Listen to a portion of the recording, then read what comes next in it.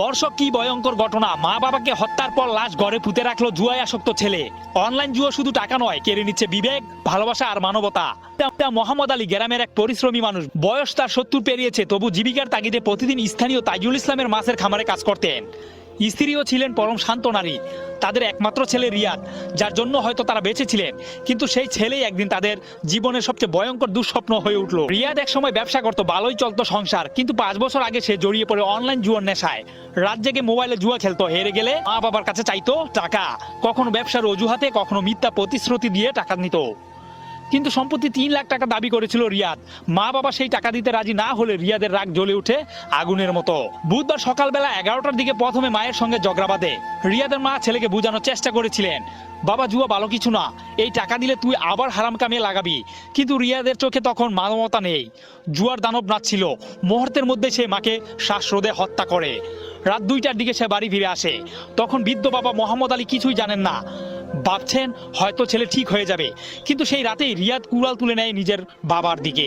পিঠ, মাথা, মুখ সব জায়গায় কুপিয়ে নির্মমভাবে হত্যা করে পিতামাতাকে। এরপর ঠান্ডা মাথায় শোবার ঘরে মেঝেতে 4 ফুট গভীর গর্ত খুঁড়ে 2টি লাশ পাশাপাশি পুঁতে রাখে, যেন কিছুই ঘটেনি। বাইরে বসে থাকে চুপচাপ, চোখে কোনো নেই অনুশোচনার ছাপ। পরদিন সকালে মোহাম্মদ আলী কাজে না গেলে সহকর্মীরা ফোন করে, কিন্তু ফোন বন্ধ। বিকেলে প্রতিবেশী এনামুল হক কয়েকজনকে নিয়ে তাদের বাড়িতে যান। ঘরের সামনে বসেছিল রিয়াদ।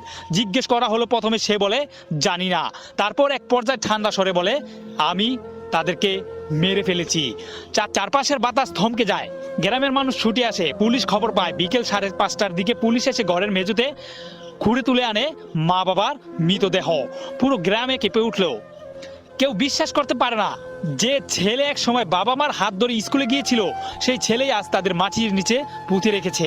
ময়মনসিংহের অতিরিক্ত পুলিশ সুপার আব্দুল্লাহ আল মামুন জানান, প্রাথমিকভাবে আমরা জানতে পেরেছি রিয়াদ টাকা চাইছিল ব্যবসার কথা বলে, কিন্তু আসলে সেই অনলাইন জুয়ার নেশায় আসক্ত ছিল।